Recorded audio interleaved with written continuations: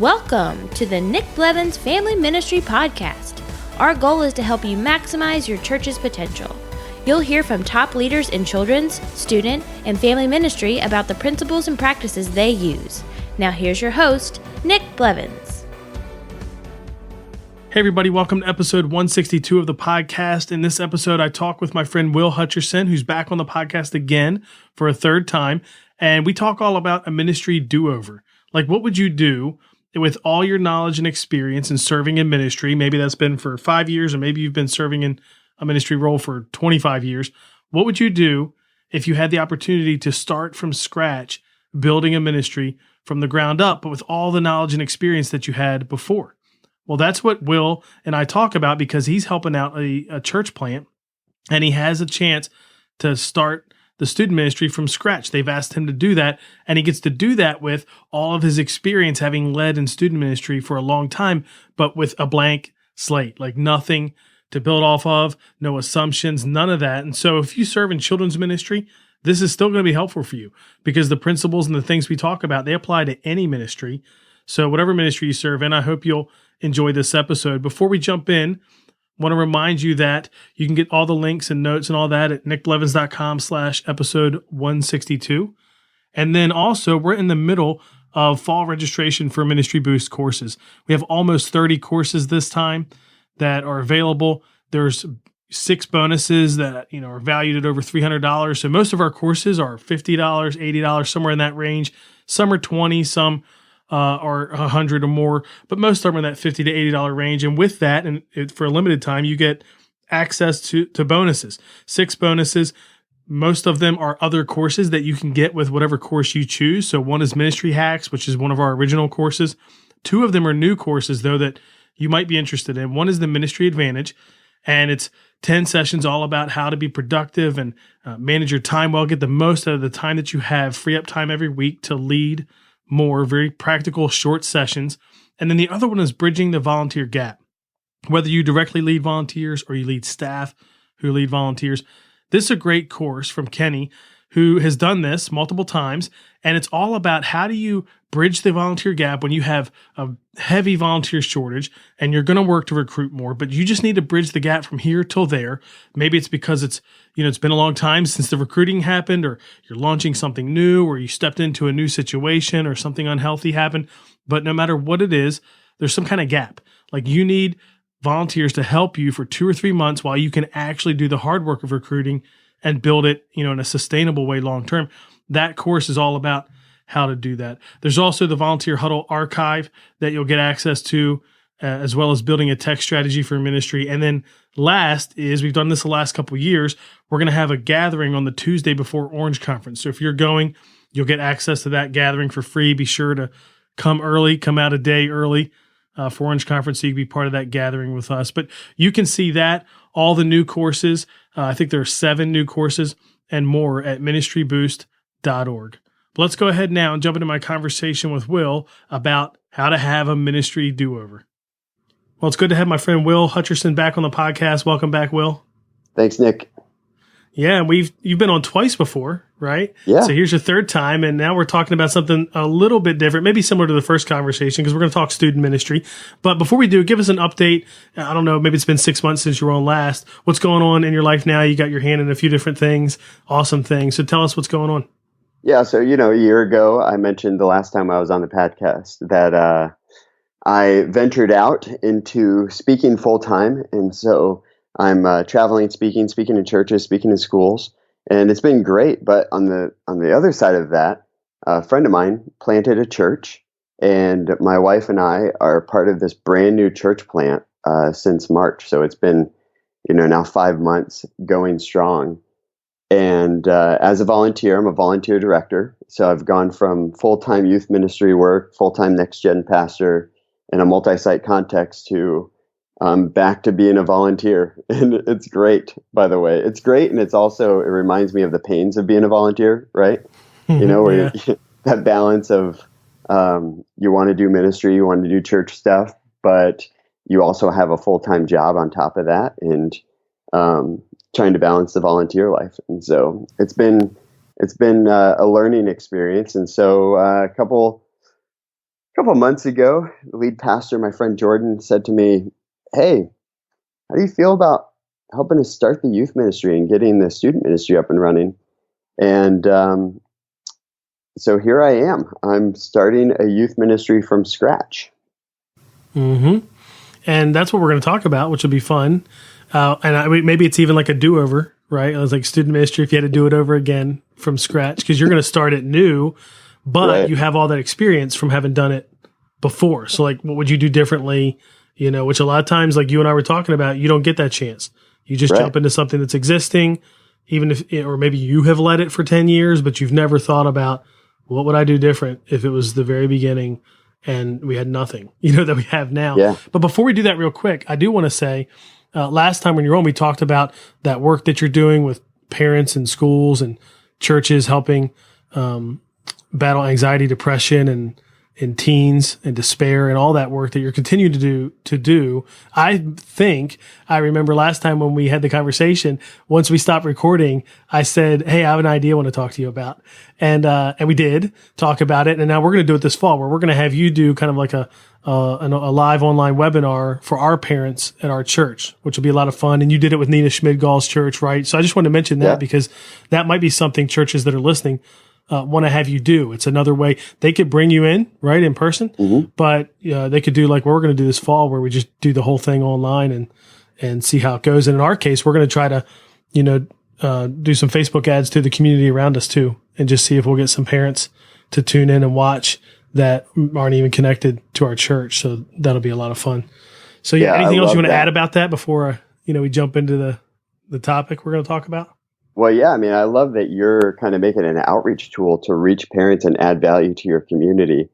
That's what I found over the last few months of doing this, really the last year of doing this, that this is a tool, for the church, this information about like how the brain reacts and responds, and helping parents to know what to do when their kids are facing despair. Because I think one of the biggest problems right now is that when a kid starts to face depressive symptoms or they get into a place of despair, parents get really, really scared. And honestly, so do we. I mean, every caring adult gets really, really scared.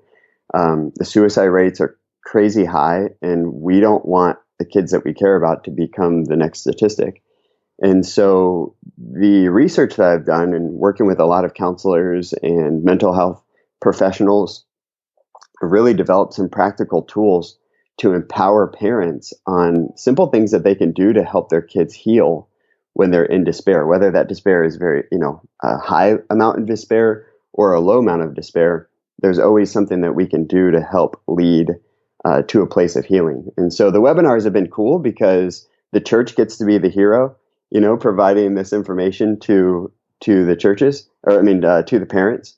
And specifically with you, I love that you're taking something that is very much a felt need in the community, something that every parent of a teenager is thinking about and fearful about. It's like nobody wants their kid to attempt or fulfill and complete suicide. And but sometimes there's just emotions we don't know how to deal with, and there's things that kids say and we don't know what to do with it. And to just be able to empower caring adults and parents on some tools, I think is really cool, because it just helps them to know that they're not completely powerless, that there's something that they can do to really help the healing process for kids. Yeah, and I think there's a lot of information out there about like what is going on, the statistics that you mentioned, but I wouldn't say there's a lot of easy to access tools to do something about it. Now, I'm sure enough, if you dig enough, you'll find that, but this is a topic where a lot could happen with a parent's teenager or a teenager they know or something like that, going down a certain path before they ever really know. And then you might be digging for tools. So I love the idea too, that we could do something like this webinar and parents could be a little more proactive about it, a little more prepared, and walk away with something they can actually do, not just come learn about what the problem is, but how they can help.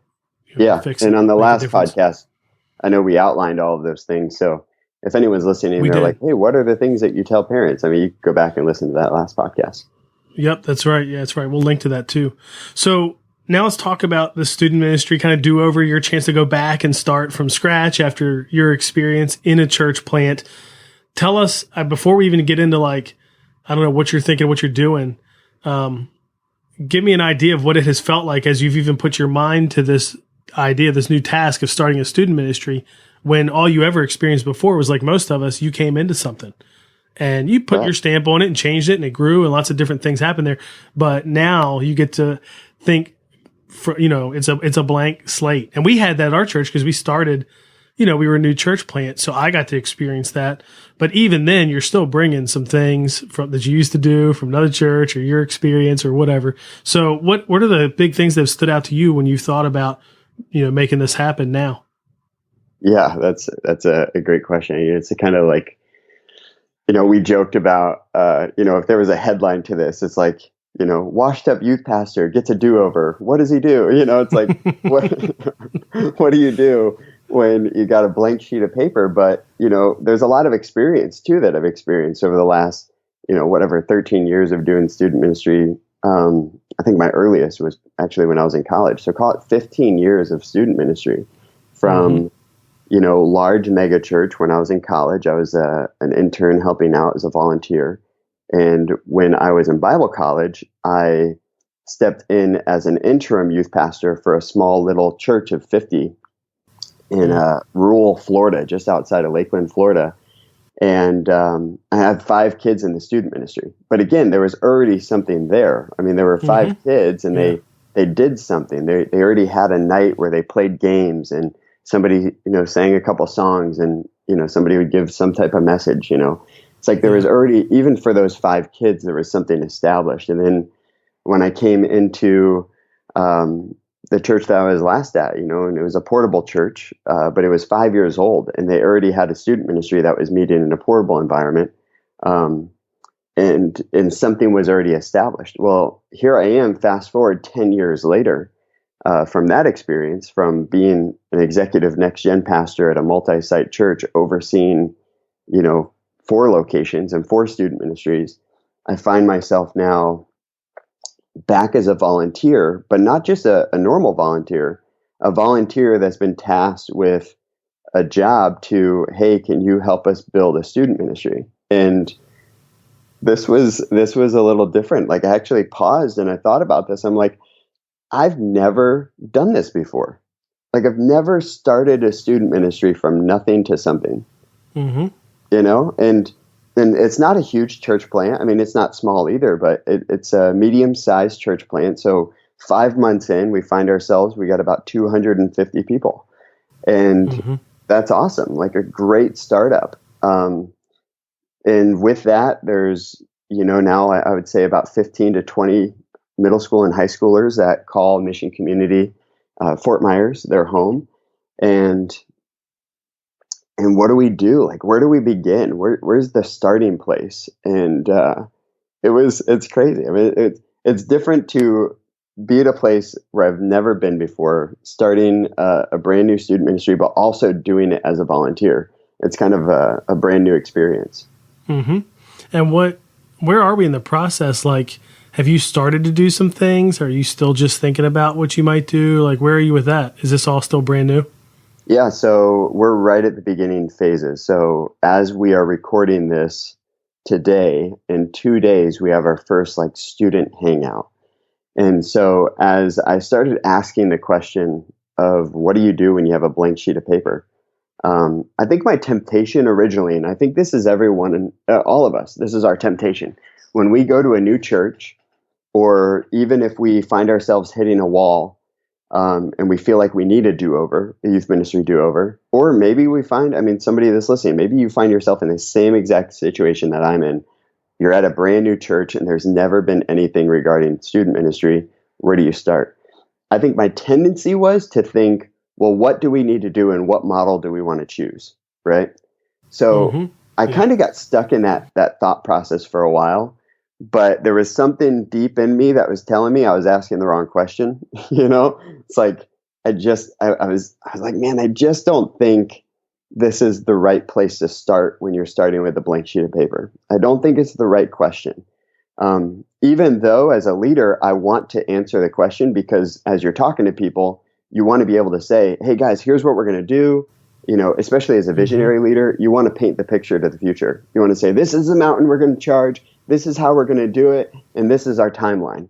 And I want to do that. And that honestly is probably what I'm most pre-wired for. But as we got further down the road, I would say, in the last month or so, I realized that question can't be answered yet in a brand new church culture, because we have to recognize the fact that this student ministry is going to be formed and created based off of the individuals, not based off of the strategy. And if we pick the wrong strategy for the DNA of the church, then we're going to have to break up the foundation again and reset a new foundation. And so I had to really slow down and ask myself a different question. And the question I started asking, instead of what do we need to do, I asked, well, who's around and who wants to be involved? Who are the leaders that are going to make up this student ministry?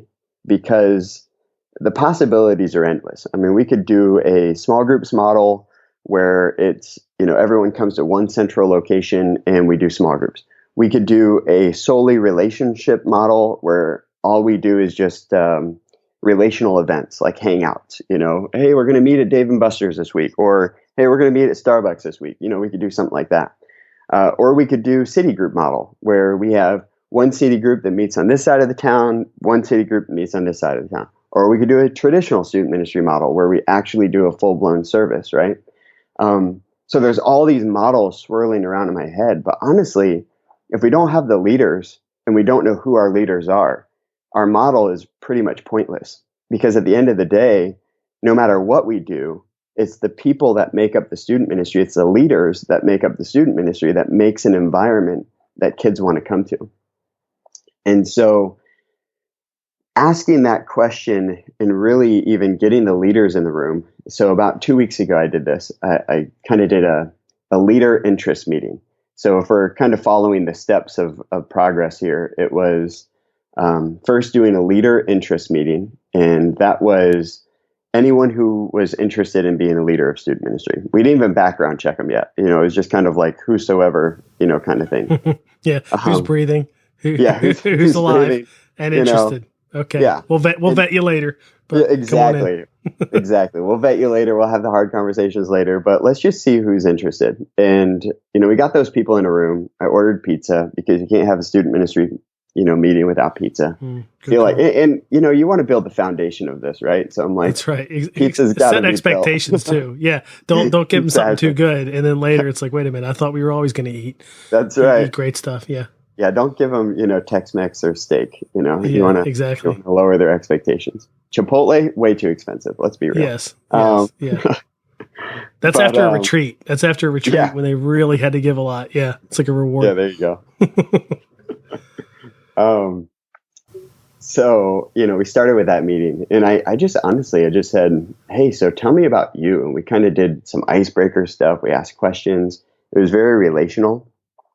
And then the next question was just, what's in your heart? What do you see? And just hearing what, people who have now been a part of the church for 4 months, maybe even more than that, because they're a part of the launch team, what's in their heart? What do they see in terms of what a student ministry looks like at Mission Community Church? With that, we kind of all decided we were going to do hangouts. So we're just starting with this student ministry hangout. And this is kind of an interest meeting, if you will, for students. And it's very relational.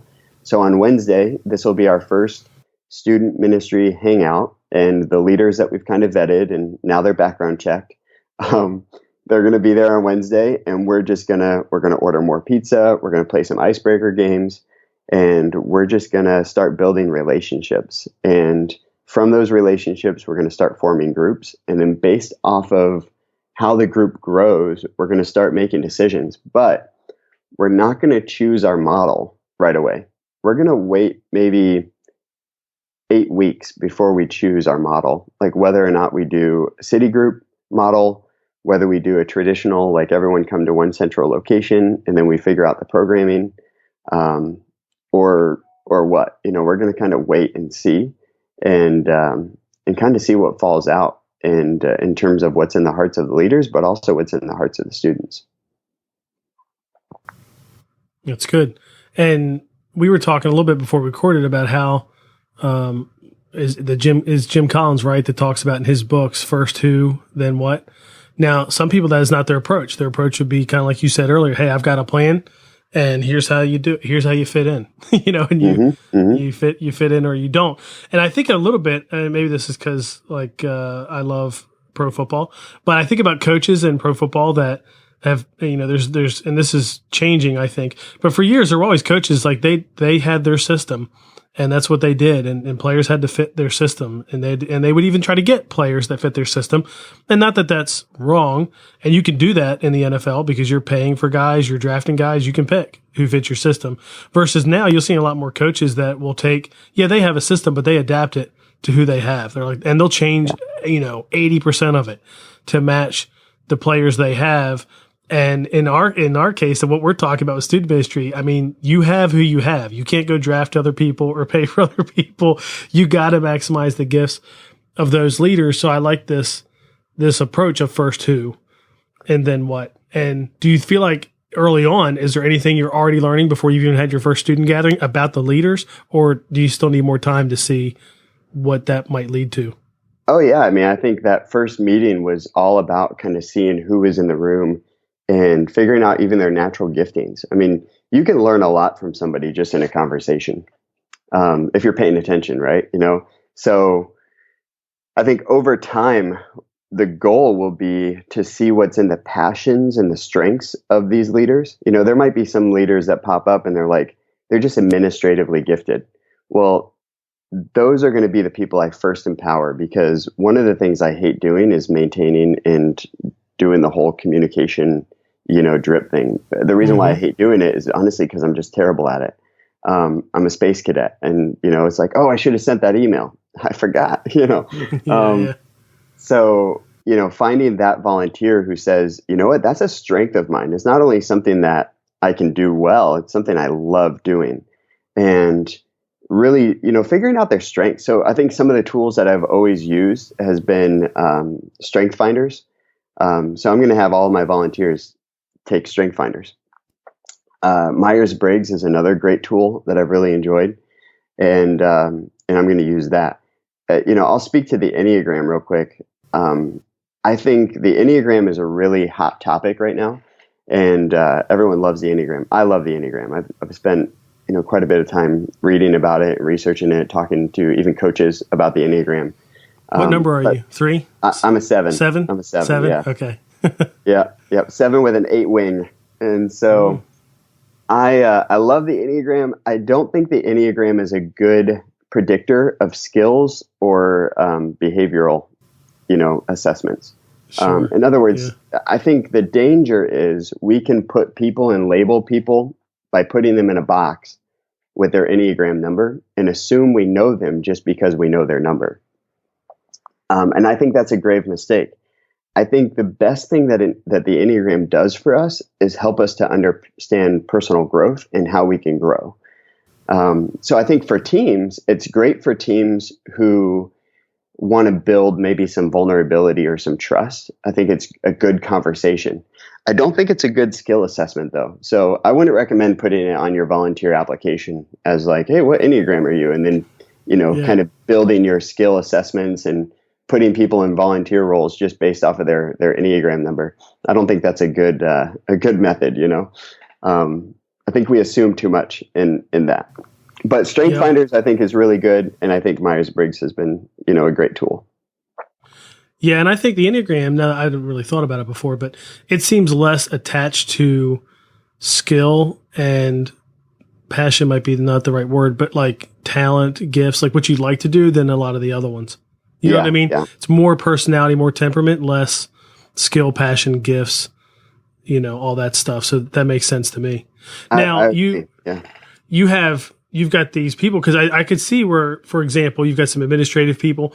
What if you had all your volunteers, I mean, just the way they were made up, all these people that came to the leader interest meeting, you would do something different if they all were like, man, you all make good small group leaders, right? Like you'll connect well with them. Like maybe you don't have a lot of sevens that are going to be up front, life of the party. Let's get a big group together and make this thing fun.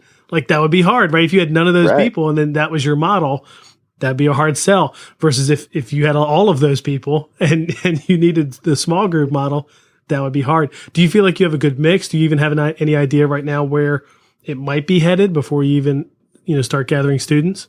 Yeah. I think, one guy, if he's not a 7 on the Enneagram, he's at least the life of the party anyways. I mean, he is, he is just a great conversationalist. He was cracking jokes. I mean, people love being around him. I could just tell that just from the hangout. There was another guy who was there who was a little bit more serious, but he seems like he has this on the Myers-Briggs, I would say he's probably an introvert. Like he listens deeply. Mm-hmm. Like he seems like he just listens deeply. So he's going to be a great small group leader. I can tell.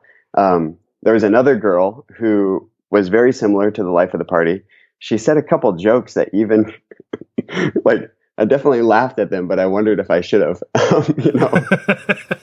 May need a filter. Might need a talk filter in the next meeting. Yeah, definitely filter, but super passionate about middle schoolers. And I'm like, she's got a great personality for middle school. Like she really does. And I can tell she is just going to vibe really well with their energy and love being around them. And so she's going to be great for middle school. And she's also an upfront person. I think she'd be great, on a microphone with the filter though. So I do have to be careful of that. Yeah. On delay. Sure. On delay. Yes. 10-second delay. Yeah. You got to watch her on video. Actually, she can't be truly live. There you go. Yeah. So, just watching and looking in those conversations, I could keep going around the room, in my mind of all those individuals, but just kind of getting a first assessment.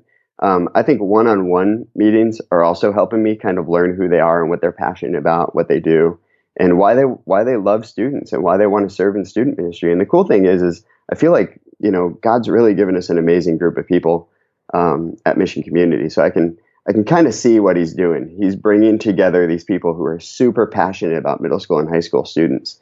And we are getting a very diverse group. But the other cool thing is, and I would say this is, if anything, starting with a blank sheet of paper has really forced me to ask the question, what are the non-negotiables? Regardless of model, regardless of phase of development, in this student ministry, because just like a church plant kind of goes through phases of development, so does your student ministry. And it will change with the life flow of your church as well. And so at the end of the day, though, leaders will come, leaders will go.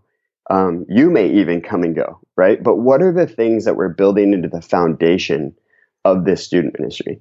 And I would say, if you're starting over, you're having a do-over, regardless of what you do, I think the first point is we got to focus on who and empower fantastic leaders. And with that, we have to align those leaders. We have to get everyone on the same page. Common vision, common language will build a common culture. And so I think that's the first step. And it's not a lot about what, but more or less maybe questions surrounded by who. So that night, the first question that I asked is I said, hey guys, what are core values? If we were to just take a shot into core values, what would they be? And I actually used the pizza box as my whiteboard. And we wrote down 5 core values for Mission Community Church. And we're just, what I was doing was getting common language and common alignment. Now, are these going to be our core values forever? Probably not. But at least got the heartbeat of these student leaders and got us all on the same page in some degree. So here were our 5 core values, and I'll give you these for the show notes as well, because I have a picture of this pizza box. Nice. Oh, I saw you post this. This makes sense now. I didn't understand the context. I wasn't sure if you were working with another church, or whatever. So I understood what it was, but I was like, are you helping some other student ministry? Or I didn't realize this was for this. Okay, this makes sense. Go ahead. Yeah. Give them to us. It's fun. So these leaders got around and they said, we want to have a student ministry that's fun. I'm like, that's a great value. I mean, no matter what we do, we always want to be fun. The second one wasn't really serious, but it was Nerf gun wars. So all right, no matter what we do, we're going to have Nerf gun wars. Apparently, that's one of our values. Number 3 was we talk about the Bible. It was at this point that I wondered if our priorities were mixed up. Yeah, well, whatever. Yeah. I'm like, maybe I don't have the right people. No, I'm just kidding.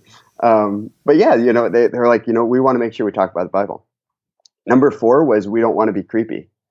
And even though this is a funny value, I thought it spoke to the heartbeat of these leaders. So these leaders, here they are, these adult leaders, college students, young adults, they're sitting around and they're asking the question, what kind of student ministry do we want to build? And they're probably pulling back to, their teenage years and what they would have liked.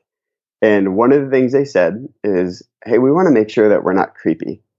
And that has a bunch of different variables of how that could play out. But at the end of the day, I actually think it's not a bad value, like it's a good filter.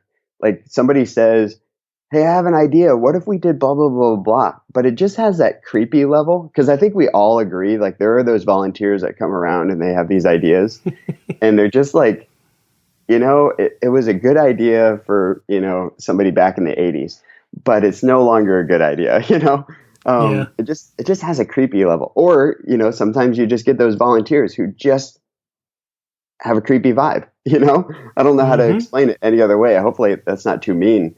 But I think what was probably encouraging for me is that all the people in this room were actually aware of that fact. That's a really good thing. There was a self-awareness of we want to make sure people feel comfortable and that students feel comfortable and that we don't create any kind of environment that's going to make students feel uncomfortable, right? Yep. And so especially if we're reaching a lot of unchurched teenagers, well, sometimes just doing normal church stuff can make somebody feel uncomfortable because it just has a creepy vibe. And so making sure that we're communicating clearly and explaining like, hey, here's why you might see some people lifting their hands in worship. Hey, here's why, some people might cry when they're praying or, what their experience, whatever that might be, whatever might be strange to somebody in the outside. I think it's a good value that we start to have conversations about how do we be intentional to make people feel comfortable and feel like they belong here even before they believe, right? We always say that. We want people to belong before they believe. Well, I think that comes with making a student ministry that doesn't feel creepy. So anyways, and then the last one was we will mentor. We want to be mentors. So the type of leaders that we want to be is we want to be people who come alongside and walk with a student. So I thought those were really cool, principles. I mean, these are people who work full-time jobs as, one of them's a painter. He's a contractor. One works for a construction company, building homes. Another one works at a grocery store. Another one, works at a daycare and, whatever. They have all these different jobs, all these different walks of life. They don't know Orange. They don't know, lead small concepts. They've never heard of Doug Fields. They've never read any student ministry books. And when you just ask these people who are completely oblivious, hey, what kind of student ministry do you want to create? Because we're in this together. They're saying some things that I think are pretty common to what we would say in the youth ministry world. And it's helping us build a foundation. So with that, it's like regardless of our model, we start with the who, we get everyone on the same page. And then I would say the other thing that's probably alluded in these values is we know that small groups are going to be a part of this somehow, some way, some form. Like relationships are the number one priority.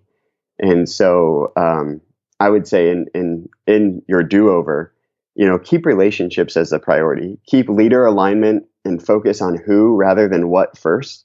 Get everyone on the same page.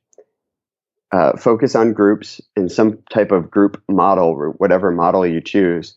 And then the last one, I would say in terms of like our principles that we're going to build into this framework and this foundation of this student ministry is parent partnerships. And so I don't know how we're going to do this yet. I don't know how we're going to communicate with parents. We might do a Facebook group. We might do a texting system.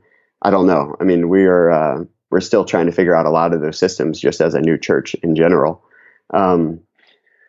But I do know that has to be a part of this foundation because, research has shown us over and over and over again, that's how we win. That's how we win the longevity of faith in the life of a student.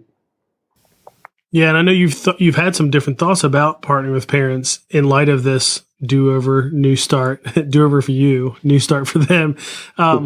So tell me about that. What are you thinking? Like you just said, are we going to do this or this or this? Like a lot of churches in student ministry, they're doing all those things. Yeah. Right. Or yeah. two of the three things or whatever. And kind of like we talked about earlier, it could be that the plan that those of us that are listening to you talk about this, our plan for, communicating with parents isn't really much as a plan because it was never sat down. You never sat down and thought through it intentionally. You just kind of add stuff on and, oh yeah, this is what we do here. Like, what have you been thinking about as it relates to parents, given the clean slate to start with? Yeah, that's a great question. I mean, because I would say when I was a full-time youth pastor, next gen pastor, our staff, the other youth pastors that we had on our team and myself, like we always had this tension of feeling like we never had enough time for parent partnerships.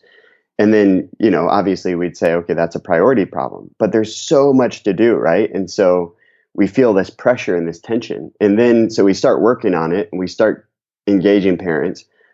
So we do a parent night, for instance, and then we have like 15% parent participation, and it's like all of us can say that. Like, I don't know if I've ever talked to a student pastor who said, man, we had a parent night and we had 80% participation. Yeah, 80%. I was even going to say half. Even of our half parents. is, yeah. Like, that's awesome. Yeah. Which, if you're listening, you've had 50% parent engagement and participation at your parent event, please call me because I need encouragement, right? Yeah, it's like you are a leprechaun. Yeah. Write the book. Yeah. And so, I'm still coaching youth pastors. Like every one of us are dealing with the same tension. What do we do with parent partnerships? And honestly, no matter what we do, we all feel like we're still failing in some way or another. That's another thing. I'm not sure I've met a lot of student pastors who would say, man, we're killing parent partnerships. I mean, out of 10, I'd give it an 8 on all the things we're doing. I mean, usually it's like at best a 6. We just don't ever feel like we're killing it. And I think the reason why is because, in the teenage years, parent partnership with the church becomes a little bit more difficult because of the disengagement that parents start to have, especially in the high school, phase. Yeah. The kids are pushing away more than ever before, and they have more freedom. So they have driver's licenses now, and parents don't feel this need to be super engaged in what they're doing. And so when we start to engage them, it's easier for them to just not, because they're not worried about it. Like we're almost not hitting a felt need. You know what I mean? Yeah. But then every now and then a felt need will arise and they come knocking on our door. I think about a girl who was in my student ministry who had parents that we invited to events and they never came. But then there was a crisis and this girl got into some trouble, and there was a situation at a party that went bad, and she disclosed to a small group leader, some things that happened, and we had to call the police, we had to call the parents, and like we walked with this family through this situation. And after we walked with this family through with this situation, even though we had invited these parents, to be involved, they never did until we met them right at a felt need moment, right when there was crisis, right when they needed help. And the parents were asking us, what do we do? How do we lead our kid? And how do we get them the help? But also, how do we not lose them, right? Because one thing that's true, every parent cares about their kid. And every parent wants to be a better parent. And so in that moment where we met them right at a felt need, their engagement increased tremendously. The next time we did a parent meeting, they were there. And they stayed engaged for the remainder of the time that their kid was involved. And I think this happened when she was a sophomore. So for 3 more years, she stayed engaged. The mom did specifically. The dad would show up every now and then. But I say all that to say, like, okay, that's one win. And it feels like there's not a lot. But if we can meet them right where they are, we can have a lot more engagement. So really thinking about this, I was asking a group of youth pastors the other day, and I was asking because I wanted to learn, honestly, how do you win on parent engagement? And three things kind of fell out in terms of like goals for parent engagement, I think, for student ministry. So if we can simplify it, if we can just say, okay, at the end of the day, parent engagement looks different for kids ministry than it does student ministry. So what's the win for student ministry? How do we know we're achieving success when it comes to student ministry parent engagement? So I would say these are the three goals that I'm focused on. The first one is that we're sparking conversations between a student and a parent. If we have some type of way that we're sparking a conversation between a parent and a kid about spiritual things, I would say that's a win. So one of the things that we're gonna do at Mission is we are going to set up a texting system, and every night after youth group, we're going to send one question to every parent that's signed up on our texting system that they can ask their kid on the way home. And the reason why is because typically if you pick up your kid from student ministry, you say, hey, how was church tonight? Good. And if it's a boy, they're going to say, good. And if it's a girl, they're going to say, it was good. Well, so-and-so and blah, blah, blah. And she's going to talk about relational social dynamics, right? Or completely just go to her phone and start texting. And so if we can give parents a better question, even right away, I think we can spark a spiritual conversation, So, so that's something we're going to do. So that's a win for us. And honestly, we'll measure that, and we'll try to, get some feedback after about 8 weeks of doing it. We're going to do some surveys and figure it out. Like, how many of you parents are using it? How often has it sparked a conversation for you? And I would say that is our win. If we are just creating conversations, that's great. So the reason why this matters is because our success isn't based then upon whether or not a parent shows up at an event, right? Because if that's the case, we're going to constantly feel like we're not winning. So we have to change the win. We have to define the win a little bit differently, and really to something that I feel like is attainable and also impactful. So the second one is to create relationships. So we're going to create relationships with small group leader and parents. And then the third one would be resources. So resources around felt needs, understanding, maybe using phase material, or just vision, like what's happening. So that's why I mentioned, like, maybe that's where we'll put like a Facebook group. We'll put articles. Maybe we'll have a drip of articles and phase content, or honestly, just vision of what's happening and what's going on. So that's good. That's really good. And it'll be interesting. Well, maybe what we could do is, because we could talk even more about this, but unfortunately we're running out of time here. But I would love to have you back. Maybe it's next year and you get through the whole school year, and it'd be cool to, how often do you get to have a conversation? I've never had a conversation like this on the podcast where you could see something from scratch start and then come back. We did have Rachel, who helps actually produce and create this podcast. She helped launch a kids ministry at one of the churches we helped start. So we did have her on where she got to share, what was it like starting that 6 months in. But we didn't have her on like in the beginning, like we have you now, in the early stages talking about what are you doing. It'll be fun. We got to get you back next year, maybe in the summer or something, and say, okay, how did year one go? What worked? What didn't? What would you change? What was different than you thought even this fall? That'll be fun. That'd be great. Yeah. I mean, because it really is. It's like we're looking ahead and it's a world of possibilities. And I have no idea how this is going to shake out. I really don't. I don't know what model is really going to fall within the DNA of the church. I don't know how quickly the church is going to grow, which will obviously change, our structure. Every time you grow 30%, you need to change your structure. So it's like, who knows? I mean, we might go through 3 structural changes by then, or we might, only have gone through 1 structural change because the church, has just stayed pretty steady. Mm-hmm. So who knows? I really don't know what the future holds, but I'm excited to find out. Yeah, it's fun. It's like a little experiment on our side. Like for you, it's an experiment. You're trying this new thing from scratch and doing things differently. And then we kind of get to be an audience to that and, hear what you learn from it. And talking about this, like in a sense for what you have there, it's like youth ministry from scratch. But for many of us, if we're going to apply any of these things that you're talking about, it's a little bit like a do-over, and it'll be fun to hear how it goes, after 1 year and how things are going in the church. Well, how can people connect with you if they have any questions? If they want to talk to you about, bring you in to speak to parents, right? And talk about some of the topics we discussed earlier, like you're doing the webinar with my parents at our church this fall. How can people connect with you? Yeah, they can go to my website, willhutch.com/youthpastors. It says a hidden page, so you have to actually type it in, /youthpastors. The reason why it's a hidden page is because of the work that I do with public schools. And so a lot of the things that I do with churches, we like to keep that where it's, digitally in the background, only because schools will shut us down. I like to say I'm a missionary to a communist country. So that's funny. Yeah, it's true though. Like you could totally get turned down if people looked on your site and said, "Oh, wait a minute, this is going to be a Christian thing." Right. Yeah, that's not happening. Right. Yeah, that's smart. All right. So willhutch.com/youthpastors. That's right? it. Yep. All right. Cool, man. Well, thanks for coming back on the podcast. And I just love the work you're doing. It means a lot. It makes a difference. Can't wait to have you speak to our parents this fall.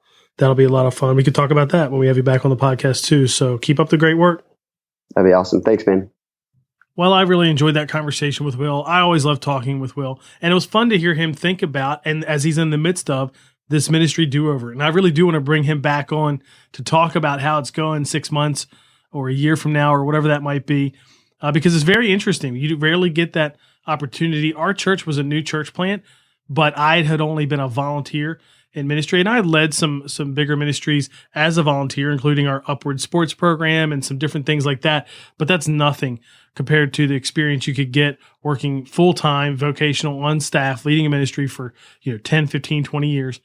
And so while we had the blank slate, I feel like I learned a bunch from other people and used a lot of their wisdom to try to build something healthy from scratch. But it was really interesting to talk with Will, who gets to do that after all of that experience as well. Here are a few action items I think of coming out of that interview with Will. One would be to host a re-interest meeting. So he hosted an interest meeting, right? Because it's new and they just need to talk about what they want to do. Well, that doesn't mean you can't and I can't hold some type of a re-interest meeting or some kind of meeting where we're going to evaluate. We're going to talk about, hey, what if we were starting from scratch? What would we do differently? And then the next action step I think of is the model versus the leader, right? You might be running a model just like we run a certain model. What if you got your leaders together and just talked about who do we have? What are their gifts? How can we best deploy those gifts?